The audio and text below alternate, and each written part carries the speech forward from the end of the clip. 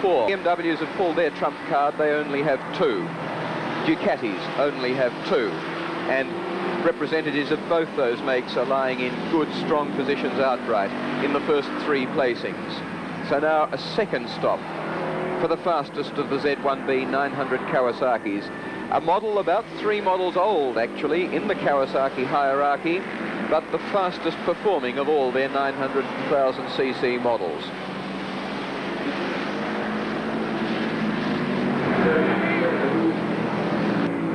A very interesting situation with the Kawasaki's demonstrably the fastest in 1st and 4th place, the BMWs with only 2 stops to do, lying in 2nd and 5th, and then with 3 stops right in the middle of them all, 3rd place, one of the Ducati 900s. A fascinating battle on the track, but of tactics in the pits also. And here the situation where Kawasaki number 18 has been overtaken by BMW number 4. Bike number 18 pitted for a petrol stop at lap 151. We've just reached the halfway stage of the race, 3 hours gone and 177 laps completed. Leading is Neil Chivers on bike number 2, the Kawasaki. In 2nd place, Kenny Blake on the BMW. In 3rd place, bike number 8, Ron Bolden on the Ducati. 4th, bike number 4, Tony Hatton, the BMW. And 5th, bike number 6, the Kawasaki 650, Alan Hales. A fascinating situation, the race being run at record-breaking pace, indicating something around 354 laps to be completed at the end of 6 hours. Last year's winning distance was 348, so this looks like being 5 to 6 laps up on the record distance of last year. And in the meantime, one of the riders is down, as we can see from his helmet. He was the second of 2 riders. That's in fact the Stephen Klein machine, bike number 12. Robert Morehouse it is that's come adrift. We were speaking to Klein in the pits a little bit earlier, one of the Z650 Kawasaki's, and he was saying how they expected and hoped that they'd work their way up through the field. They're in 12th position at the moment. At the time of that fall, the yellow and red striped flag indicates oil on the track, and of course that's disaster at any stage. Brian Martin running for the 2-bike team of Continental tyres, and testing by other competitors showed that tyre wear could be a real problem. Even on the Z650 Kawasaki, Alan Hales reckoned he couldn't do race distance on a Continental rear tyre, and that's been the problem here for Brian Martin. I asked him this yesterday, just after qualifying, whether they felt that they were going to get through, and I think he was playing a little bit brave to say that he thought so, because to have to change a tyre at just over half distance really does emphasize how rapidly the Continental tyre wears. It's no reflection on the quality of the tyre, it just means it's got a rather sticky rubber compound. It wears more quickly, but it gives jolly good adhesion while it's doing so. And of course Brian Martin has been running the race as far up towards the front as 2nd position and is presently in 6th place. But of course this drops him right out, and it's going to take him some minutes, and each minute means a lap.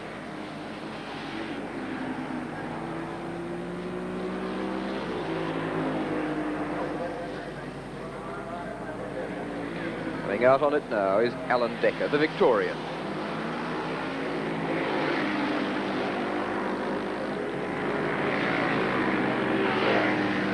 So it's Kenny Blake and Joe Eastmuir, the BMW, taking over on lap 292. In 2nd place, Jim Budd and Neil Chivers after that final pit stop on the Kawasaki, with Warrion and Bolden in 3rd place, bike number 8. Number 9, the Ducati 750, yes, that's driven by Mike Halewood. In for a scheduled pit stop and a rider change. Jim Skaysbrook is going to take over now. Mike Halewood having ridden the last hour. And Mike was successful in coming through the field up through about half a dozen places to put this Ducati in a pretty good position into this final stage of the race. Pit change just over 13 seconds, and now we'll have a split interview here with Mike Halewood.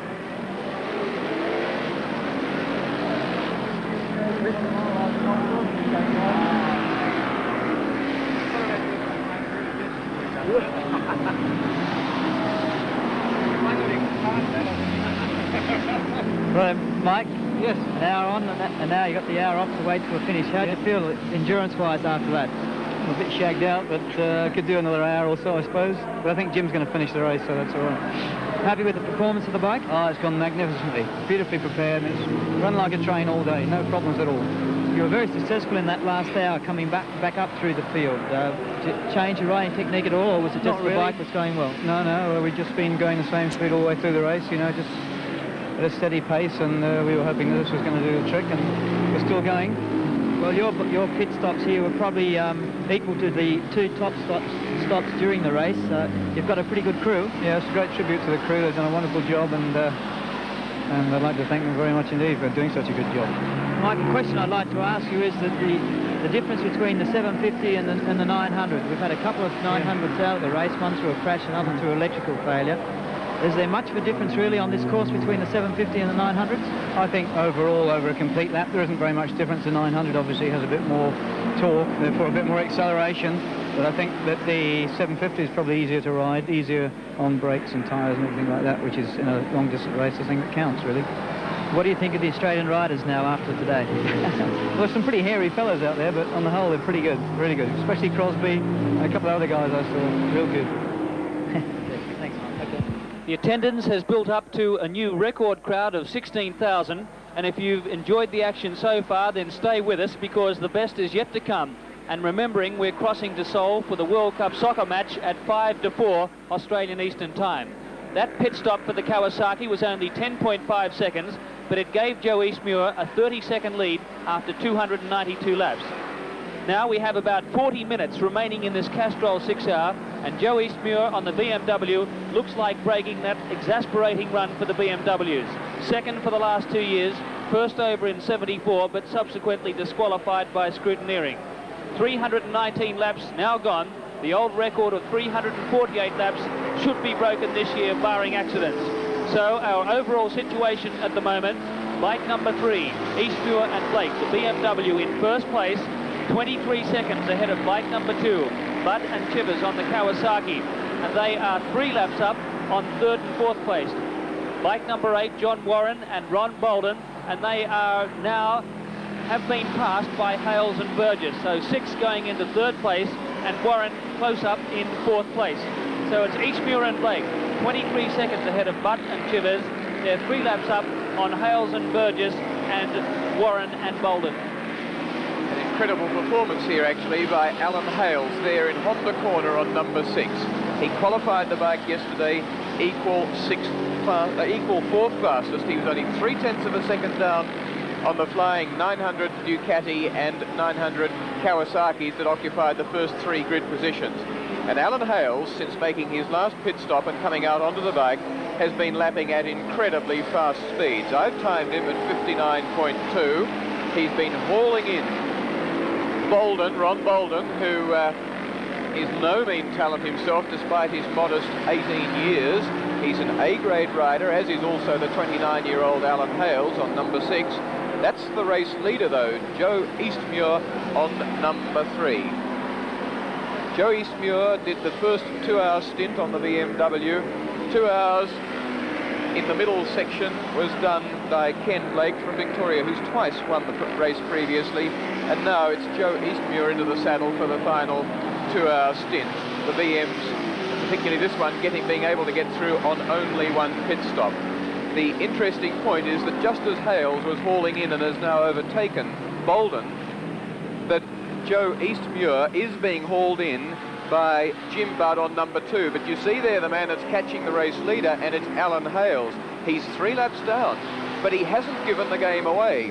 He's only got 33 minutes till the end of the race, and he is 3 laps down, but he is still trying. And Hales there on 6 is in fact reining in the race leader Eastmuir, who has 3 laps advantage on him. An incredible performance being put in here. It's a 1000cc BMW number 3, the big horizontally opposed twin from Germany, being challenged by the upstart, the 650cc twin overhead cam 4-cylinder, the lesser of the 2 Kawasaki's that have been running in the race. But a wonderful, wonderful performance here from the Sydney rider Alan Hales, 29 years old, and his co-rider Joe Burgess, Dave Burgess at least, who's once previously won the race, funnily enough, with Joe Eastmuir, or has previously partnered Joe Eastmuir. So here they are, they're at the bottom of the circuit, coming around to complete yet another lap. This will make it 323 laps completed. The previous lap record distance of 3:48 looks to be being shot by about 6 laps by the pace being put up at the moment.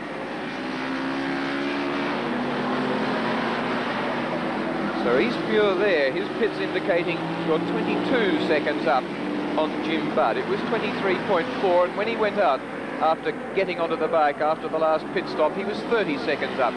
But Eastmuir knows as well as anybody that it doesn't matter what the margin is at the finish as long as he's in front of Jim Budd. In other words, he doesn't want to go any faster than he has to. It increases the risk of a slip, a miscalculation that would bring him down. And also, of course, although he's not worried about tyre wear, nevertheless the tyres are getting low, and that factor must be considered by Joe Eastmuir, and is being considered in the way that he's riding. This, though, is the man that's chasing him, Jim Budd. He got a brilliant start when the race got underway at 9:45 this morning. He led the race ferociously and up until the first pit stop. He's been superbly supported throughout the race by his second rider, Neil Chivers, and that gives you an idea of how hard Jim Budd is going. He won the race last year, partnering Roger Hayes on a Z1B Kawasaki 900. This year, although still both running for Team Avon, they have split and they're running in separate teams. Interesting challenge here, not only between bike types, but also between tyre companies, because the leading 2 places, one has been occupied by the BMW Australia Tom Byrne Metzeler tyres entry. That's the BMW, and the other, second place, being occupied by the Avon tyres entry, being ridden here by Jim Budd. Budd is trying hard. Out of Honda corner now, picking up 4th gear, and then he comes down to 3rd and down to 2nd gear for this stop corner for Rothmans.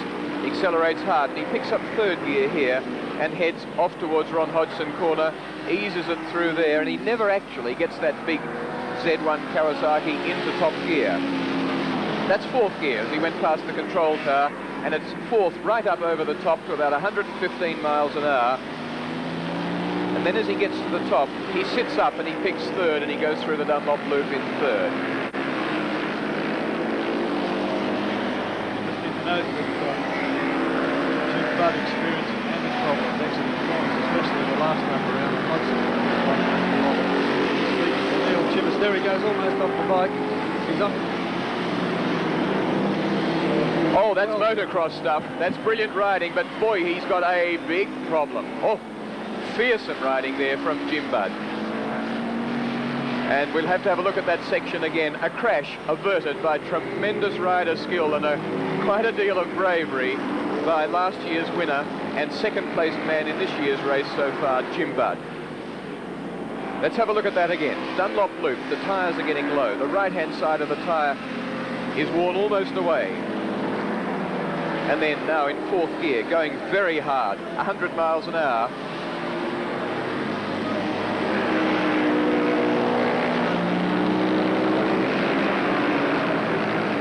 Oh my goodness, 60 miles an hour as he came down off the bank there.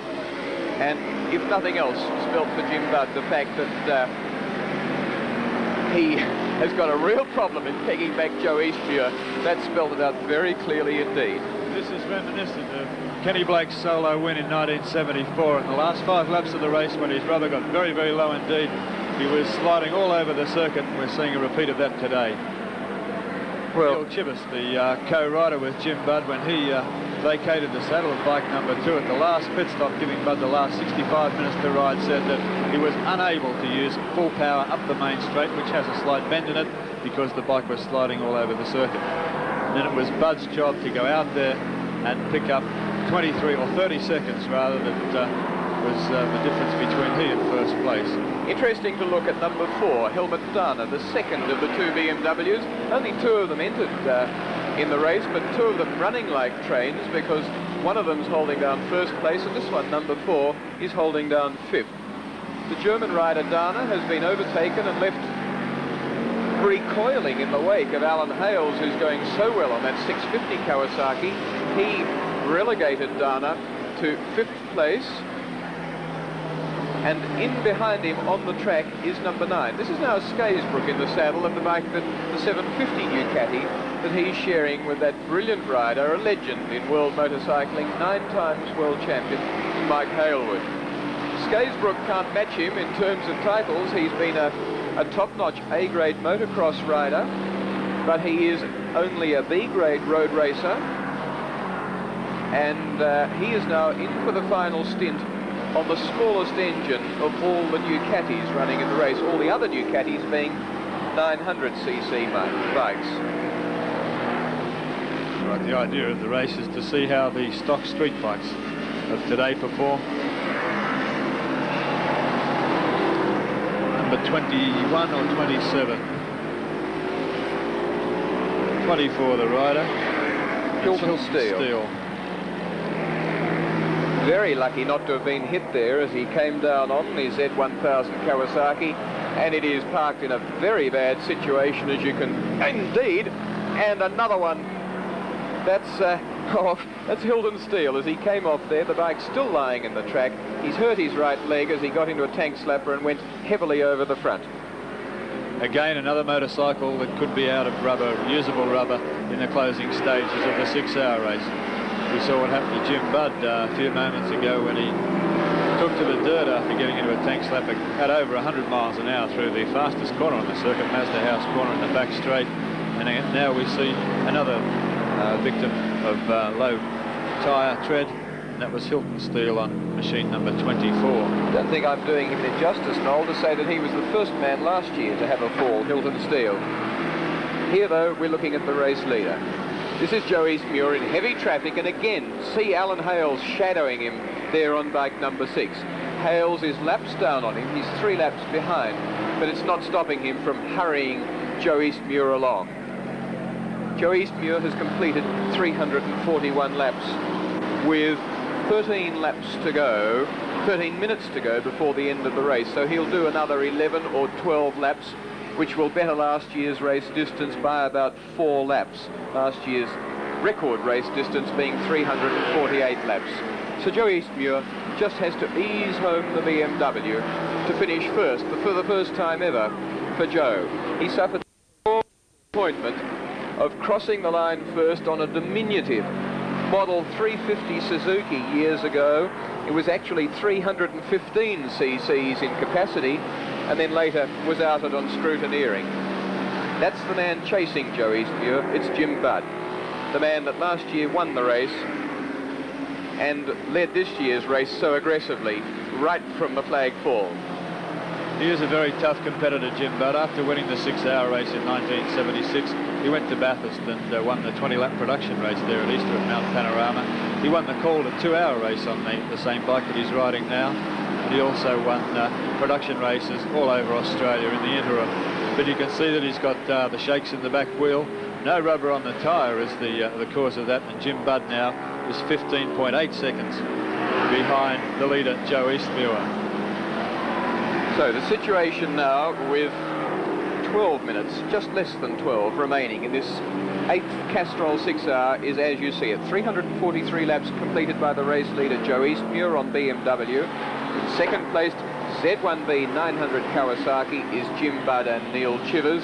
Third place is number 6. That's Alan Hales and Dave Burgess on the Kawasaki. A wonderful performance from the 650 Kawasaki. Fourth place, Ducati of Warrior and young Ron Bolden, and fifth place, the second of the 2 BMWs, number 4. So that's Hales. He's in third place, and he's right in behind the race leader, and he's lost nothing to him in the last 10 or so minutes of lapping. The field considerably reduced now in riders. A lot of the more over-exuberant riders have had their problems and have fallen aside, and everybody else is well in the groove, so that the leaders now don't have anything like the problems that they have with lapping and with less experienced riders that they had earlier on in the race when the full field of 40 was on the track. Alan Hales really enjoying himself in this last half hour. He's on a bike that's not troubled with excessive tyre wear, and this is where they were going to pick up their their winning margin. They were hoping for a hot day, coming into the last hour or so with plenty of rubber on their tyres and making a sprint to the finish. And here is Helmut Dana, and there with Joe Eastmuir. Eastmuir coming up to lap him. So Eastmuir has a lead of 3 laps, and he's about to make it 4 on the German Helmut Dana. And we'll see team tactics come in here, where Dana will not make it at all difficult for Joe Eastmuir to go through and underneath him. There'll be no problems at all. This is Eastmuir. Still not settling back at all, and why, quite frankly, Joe Eastmuir is going so hard, I can't understand, unless it's for the fact that he's been nearly 2 hours in the saddle, nearly 4 hours total time riding for Eastmuir in this 6 hour, and he knows that if he relaxes, he may mentally get off the job. He'd rather cope with the problems of the bike sliding and be awake and alert than to back off a little and risk losing concentration. But boy, he is taking some risks. He is about 2 minutes from the end of the race. There's Alan Hales.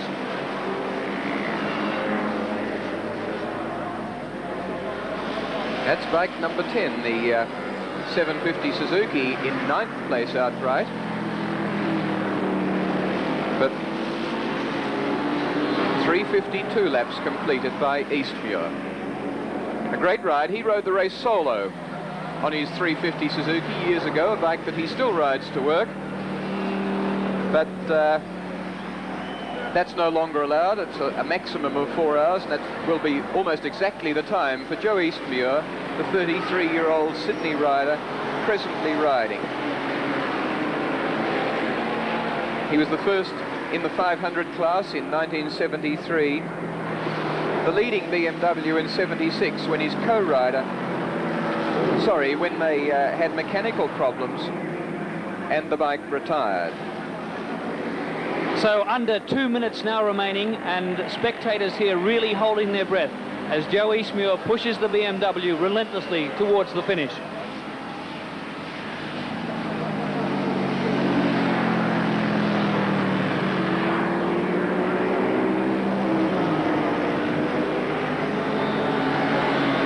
One minute to go. Joe Eastmuir, 33 years old, crossed the line first in 1972 and was then disqualified. He won his class, though, on the same bike the following year, the same bike that he rides to work. But neither he nor BMW have ever been able to win the race before, although they both have had the experience of crossing the line first. On the other hand, his co-rider, Ken Blake, who did the middle 2-hour session, has twice previously won the Castrol 6R. Joe Eastmuir is a great competitor.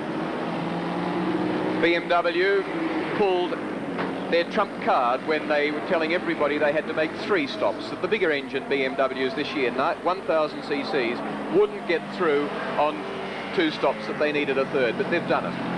And particularly Eastmuir eased the bike through.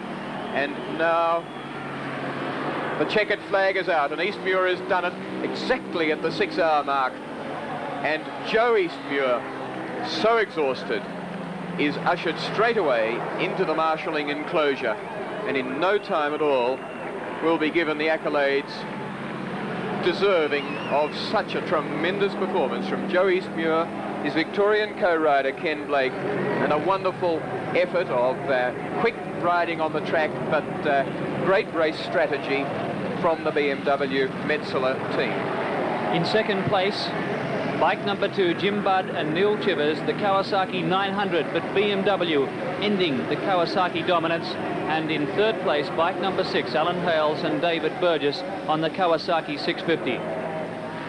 That's the scene. Everybody has been scrutineered in the week up to this session. They had to be registered with the organisers a week ago, and ever since then they've been impounded, and items on the bikes have been sealed, but they will be re-scrutineered, and that's why they're being impounded there now.